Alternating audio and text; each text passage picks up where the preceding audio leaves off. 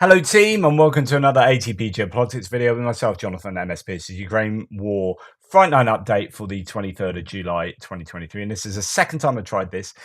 I've recorded this whole video and it was muted, and the end of my last video was muted. I'm so sorry. I literally just leant or touched the mute button on the microphone, and I do an audio test before each video, but I thought I've just done my last one and I know that worked, except it turned off towards the end, and I recorded the entire Frontline one and it didn't record my voice anyway. So I'm so sorry. But the end of the news piece, where I was basically going on, I had a massive rant, and I apologize for having a rant, but I had a massive rant about Russia and what they are doing with regards to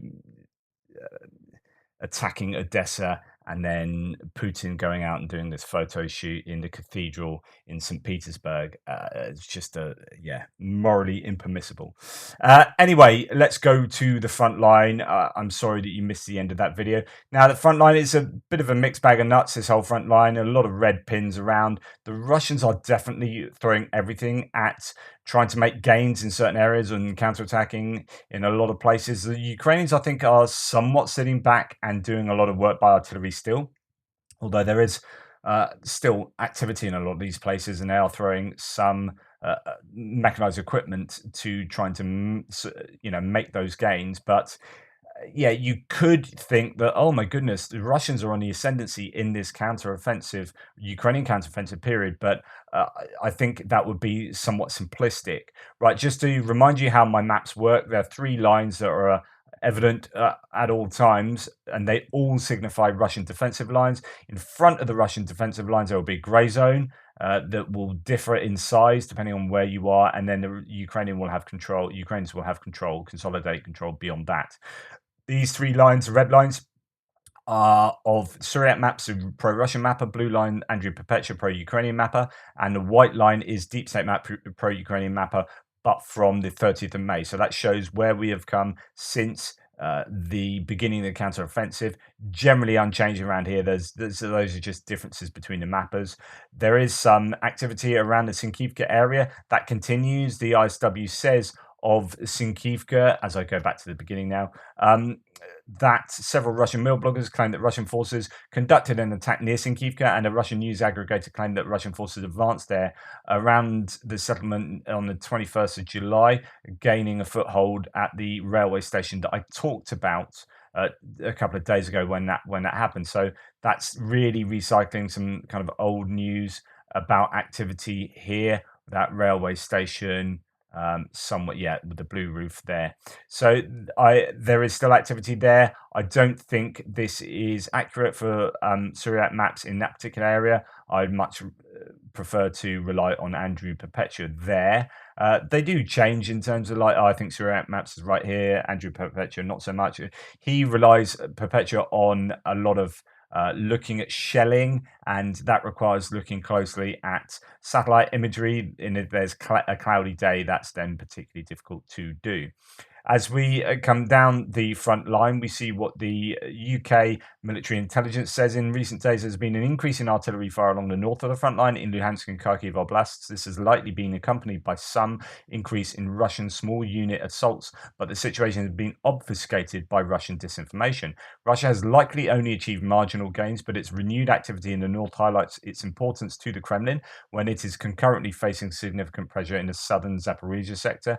Russia's western group of forces is likely trying to advance back to the Oskil River in order to create a buffer zone around the Luhansk Oblast, the possession of which Russia almost certainly considers one of its fundamental objectives of the war. So if you're thinking they need the Donbass, that includes the Luhansk Oblast, which is this small white dotted line, very difficult for you to see there probably. But as we come out, you get an idea. This is in the Kharkiv Oblast. You've got the border there, and that comes down here. The Oskil River is over here, and there's a much larger river than the Zherebets River that they're at the moment negotiating themselves across. They would like to get to the Oskil River, and that would mean they would definitely have a buffer zone to the Luhansk Oblast, and that would allow them to have control over Luhansk, and maybe they could go to the negotiation table after that and say, well, we've got the Donbass, or we've got some of the Donbass, or you know, they can try and make claims to this, which is, if you look at the purple lines, which I haven't got up here, so let's get them up. We have the control, the annexed regions of control. So if they could go to the negotiation table, uh, and have control of all of this area of Luhansk that they didn't previously have, then they might be able to, think they can get something out of that. But of course, the Ukrainians would probably not be a big fan of that. Right, as we come down south towards Svatova, there's slight gains in Novoselivska, which is just this small settlement to the west of Kuzyumivka, across the railway line, across this road, main highway. Surat Maps has the Russians having a few houses, a couple of roads there of control gain, but most of the talk is about what's going on in Karmazianivka here. And we have the Zherebets River that comes down here, a much smaller river. There is fighting across that river now, and going along the high ground here between these kind of gullies that you can sort of see, where you see these odd shapes and vegetation. Often that signifies that that is a kind of river gully or tributary feeding into the larger Zherebets River, which is not a big river. But anyway, it is a natural barrier, and that's a bit of a challenge for the Ukrainians that they have lost that.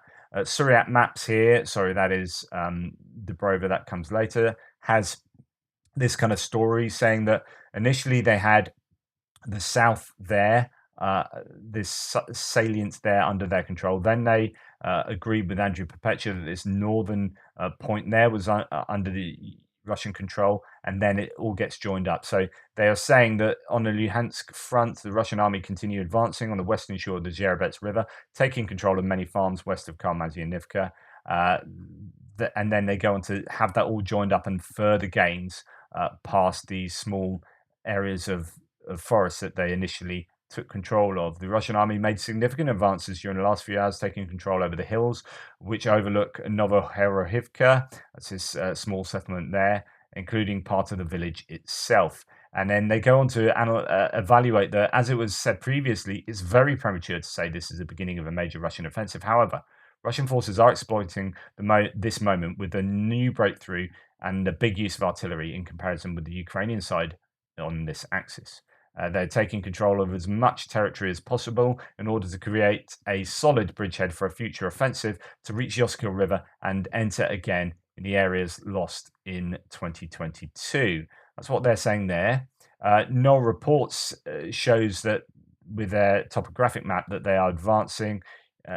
Yes, there are these gullies that I was pointing out there, but they're trying to advance on the high ground to the west here. And they have to say this: fighting is actively taking place on the west bank of the Zherebets River near Karmazianivka. Russian forces took the fighting inside the forest belt. Russians are trying to reach the strategical heights near Cherneskaya or something that is down there. Also showing that up here in Novoselivska there is activity actually to the south of Novoselivska as well. The Russians pressuring there. Andrew Perpetua in this area shows a bit of a story himself, although not as wide-ranging in control as Suryat Maps indicates. So this is how it was previously, and then Russians took control of that one sort of forest area there, and then moved on to take this second bit of forest to the east there, and that is broadly where they are at now, as according to Perpetua, with a larger grey zone, although Suryat Maps has it more like that, as you can see there, much larger single now salient. So challenging for the Ukrainians up in that neck of the woods. And then, although funnily enough, the ISW doesn't really mention it, it actually says that the Russian MOD claim the Ukrainian forces conducted unsuccessful attacks near Karmazianivka and Novovodyanne, which is just to the south, as well as Dubrova and elsewhere. So gains for the Russians there. As we come down to the south, gains for them in the Dubrova area, just south of Dubrova, in the Kreminna forest, the Serebiansky forest, which, oops, if I can not randomly press the mouse button. So we have Suryat Maps then making a claim about this area here. Russian army increased the buffer zone around Dobrova following new advances to the south. And then we have Global War Monitor saying Russia advanced in the Kreminna forest in that area. We actually have null reports also claiming that a lot of fighting and artillery battles are going on in Kreminna forest. Russian forces tried to advance south of Dobrova, but were met with heavy artillery and retreated. So, a slightly different narrative going on there. After the initial fighting, Ukraine seems to have stabilized the situation near Torska as well. So, that is what is going on for the uh, in the forest area. The Russians may have taken some land there, or they might have been repelled. Depends who you listen to. And now we come to Bakhmut to the south. We add in a yellow line, which is deep state maps mapping for current mapping. Although there are some claims that they have a bit of an operational security delay. And as you can see from Andrew Perpetua's map here, this is the whole of the east from sort of Bakhmut or the bottom of Seversk front line down to below Avdiivka. You can see that there are all red arrows here. The Russians are pressuring all around Avdiivka into the south, and for as many blue arrows there are in Bakhmut, there are red arrows as well. So these are Russians are contesting pretty much everything. No report says the AFU has liberated more area towards Yahidne, south of the railway. Fighting in Bakhivka continues. Neither side can keep a foothold in the village. Initial reports are that the Ukrainians have started pushing from Orukovo Vasilivka along the highway here as well. So some gains around Yahidne, pushing in Bakhivka, although there are claims either way about Bakhivka. And then along the highway, the armed forces of Ukraine have entered the city of Bakhmut. The recent reports are that they have entered in the Roses area, which is the center of the city. So let's show you on a map what's going on there. So, okay, claims that they are advancing down the highway still, although no other, there's no change to the mapping and no other sources really. There is a bit of a rejig from Andrew Perpetua here, actually just agreeing with the other mappers that actually the Russians do have control of this area. He had his map somewhere like that, so he's just moved that forward. I don't think that's Russian gains, so I disagree. I think that's a rejig. And then as we come further to the south here, there actually Suryat Maps has some gains for the Russians in this kind of Roses area. Actually, that's not that one. Sorry, that's from where I was looking earlier. So in Bakhmut, here it is. There we have Ukrainian army launching a new attack a few kilometers south of Bakhivka, recapturing some hills adjacent to Kromova and Yahidne. On the other hand, Ukrainian forces withdrew from the dam area of Bakhivka due to intensive Russian artillery activity. So that's kind of disagreeing with what Null reports saying that actually they're pushing in that area. Suryat Map saying they're actually pulling out of that area more. But they have certainly, it seems, taken that area around here, around Rose Alley, the Roses. We saw actually a change from Deep State Map. They were actually the first to show some gains for the Ukrainians here yesterday, and that was kind of unusual because they're supposed to be under an operational security delay, but actually they beat other sources to changing the map in that area. So success for the Ukrainians there. And then as we come further to the south, come to the south. So slight advance on Avdiivka. That's a 0.8 square kilometers of land in the liberated status now, as far as that source goes, as that global war monitor saying that Ukrainians are gaining towards Avdiivka. However, on the other hand, Suryat Maps, a pro-Russian mapper, says that they have counterattacked around Klishchivka and have taken some of the heights back. Whether that's not confirmed necessarily from other sources, but it could well be true. Let's have a look at that here. So, south of Bakhmut, Ukrainian army took full control over the southwestern farms of Bakhmut and is trying to enter inside the abandoned military warehouse. So this is this area to the southwest of the city itself, where the Ukrainians have still got presence there. And I don't know whether that's something that's happened in the last 24 hours or whether Suryat Maps is now kind of agreeing with the other mappers that actually this area, the Ukrainians have some presence and control. And then Suryat Maps goes on to talk about these gains for the Russians there, saying, on the other hand, Russia managed to recapture a hill adjacent to Klishchivka. Again, confirmation of that is not necessarily forthcoming. The ISW doesn't have much to say because the Ukrainian general staff did not publish its routine update on the Ukrainian offensive operations in Bakhmut yesterday. So I don't know why that would be, but there is no information about what the Ukrainians are claiming has taken place. So there could be more gains for the Ukrainians that we just don't know about because the general staff haven't published what is going on. Anyway, again, difficult fighting going on in and around Bakhmut. The Russians are quite heavily reinforced here and they are fighting for everything, but the Ukrainians do have the initiative around Bakhmut. As we come further to the south, around Adiivka, I've already shown you on the larger map from Angie Perpetua that there's just a lot of pressure from the Russians in that area. But there isn't too much to report. The ISW basically says, yeah, there's activity in all the usual places: Krasnohorivka, Marinka, Novomykhailivka, Nevelska, so on and so forth. But nothing really to say in terms of exchange territory.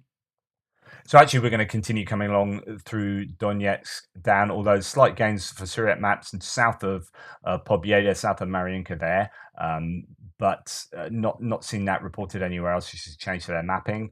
No mention of Mikilska, Vuhledar, Pavlivka today, and we come on to Staromyolske, Uruzhaini, and this Velika Novosilka axis and Priyutne, where there's quite a lot of discussion about Priyutne.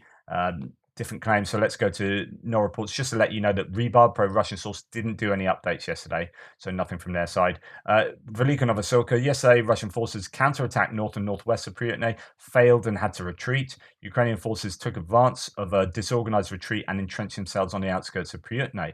Staromyolska is still in a grey zone, so it's still attacking in all these places there. There was some talk about activity to the west of Novodonetsk as well.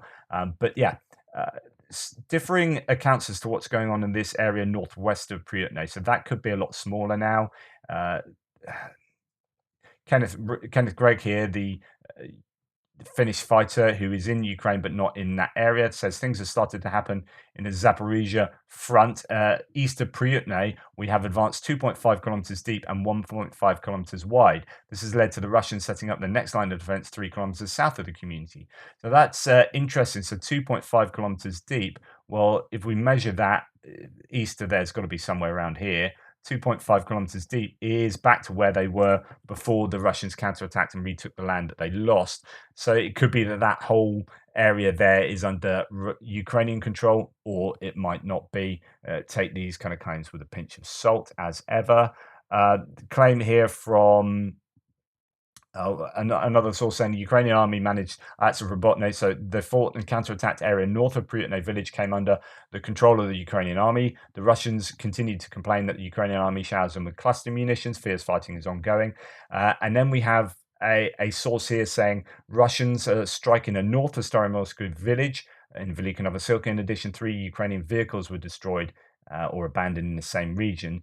So this is quite a bit of geolocation actually to suggest activity along this northern road of Staromyolsk. So let's just pop along to the west here. We'll pop into Staromyolsk here, and that road to the north where you've got these agricultural, I think, buildings, sort of warehouses or barns or whatnot. They have seen a lot of activity. That road there has seen a lot of activity. So this source kind of puts lots of useful pins with dating on, show that actually, yeah, Russians were there and then they were pushed back, and then the Ukrainians are now there, and the Ukrainians are losing some vehicles on the outskirts there. So Ukrainians shelling the Russians on the 23rd of June, and then a month later, the Ukrainians are getting targeted by first-person view drones, airstrikes, and so on and so forth. So the Ukrainians are definitely in the north of Staromyolsk. That is, I think, certain. And so Suryat maps here is just wrong in that area particularly. And then we have geolocated footage. This could be the same footage that the last source was talking about, and this is coming from the ISW saying that the Russian MID claimed that Ukrainian forces launched 3 unsuccessful attacks near Uruzhaini and Priyutne. A Kremlin-affiliated Mill blog claimed that Ukrainian forces in small maneuverable groups and armored vehicles attacked near Rizhami but did not advance. Mill blogger also claimed that Ukrainian forces attacked the outskirts of Staromyorsk but withdrew. Geolocated footage published on the 21st shows Ukrainian forces attacking north of Staromyorsk, and this is here. The geolocation is exactly where we were talking about before, and that is a Mastiff mine-resistant ambush protection vehicle hitting a mine and other vehicles around there as well. This is here. It's geolocated to exactly where we'd expect and where we were just talking about, that road just to the north of Staromyorsk. That's where Ukrainians are present, or at least have been present in the last day. So fierce fighting in all of these areas. There could well be advances that we are not aware of, and I suppose that can be said for both sides. And then we are going to come on to the west, where actually, as you can see from here, no report says footage from Vasilivka axis, no map changes, although there is evidence that the Ukrainians are shelling and taking out equipment and whatnot in Zherebianki, but we'll come to that. So we'll come out of that sector. This is moving into Zaporizhia now. You can see the advances that have been made, but there's been fairly static now for the last week. We'll come to the west. We'll come to Robotna, and we did hear earlier from one of these sources that in Robotna, the Ukrainian army has managed to clear 1.7 square kilometers in the Robotna direction after fierce battles. So there are claims about things taking place in Robotna. We'll go to my other sources here. Well, Suryat map saying that on the Robotna front, Ukraine have made small advances inside the grey zone north of Robotna. It's kind of north and northeast. So these gains are mapped here, and you can see that still not quite agreeing with Andrew Perpetua, who has the Russian forces pushed further back, both east and west of Robotna. And then other sources. Yep, I showed you this in the news piece. I don't know where this is. Could be anywhere in Zaporizhia. It could be behind front lines quite considerably, but they are being hit by artillery, or being, attempted to be hit by artillery by the looks of it. I don't think that's a mine. It's too big for that. So this is Leopard 2s and Bradleys in, fairly significant numbers, moving somewhere, one would assume, in order to attack. And yeah, we have other geolocations here. So this is what I was talking to you about before, the Ukrainians hammering Zherebianki. So we come to the west here. So there might well be a lot more activity around Robotna than we are being led to believe. Some sources saying some decent amount of land has been taken by Ukrainians. But again, not too much granular detail. Zherebianki is this village that is holding out, and we have got evidence that just around this blue-topped building there, just here, we've got evidence of Ukrainians shelling there. So we know the Russians are in position at that place. They're still holding on to Zherebianki. Likewise, well, on the other hand, Ukrainians have made some gains in Kupiansk. This is as according to Andrew Perpetua, pro-Ukrainian mapper. We heard the other day that they had got south of the river here. This settlement of Kupiansk is split in two. The Russians controlling the south, the Ukrainians the north, and the Ukrainians are now pushing in and have pushed back the Russian defensive lines, and are fighting in this area of the settlement. And that is now reflected in mapping changes, as according to Andrew Perpetua. We go to the ISW, Russian Eastern Group of Forces spokesperson, says that Ukrainian forces unsuccessfully attacked near Robotna. Well, that's open to debate. A Kremlin-affiliated Mill blogger claimed that Ukrainian forces with armored vehicles conducted 3 attacks on Robotna. So that's further to the west than we just are. We've already talked about that. That's pretty much a front line as it is today. Don't be, I guess... I mean, by the way, there's no talk about Antonivsky Bridge and Kherson at all. No mention in any of my sources about activity there, but I'm sure it's still ongoing. It is easy to think, well, the Russians are making some gains. Yeah, they're making some territorial gains, but the Ukrainians at the moment are more involved in degrading the Russian defensive capability in a more fundamental way and doing it from a distance. There's no point sending your troops in if you can do the same thing by sending a bunch of rockets and shells in. And you are protecting your own troops' lives and your own equipment from being degraded. So that's what's taking place, and it's taking place at a really significant level. So the Russians are losing huge amounts of equipment. The Russians may be taking some land in various places. I guess the Ukrainians are wondering if it's worth committing to defending that, or is it better to just leave them to have their own sort of small gains, put in some kind of nominal resistance so they don't just start taking huge amounts of territory, and just get the Russians to exhaust themselves, whilst also, facilitating that exhaustion by hammering them with distance munitions. Anyway, that's my analysis.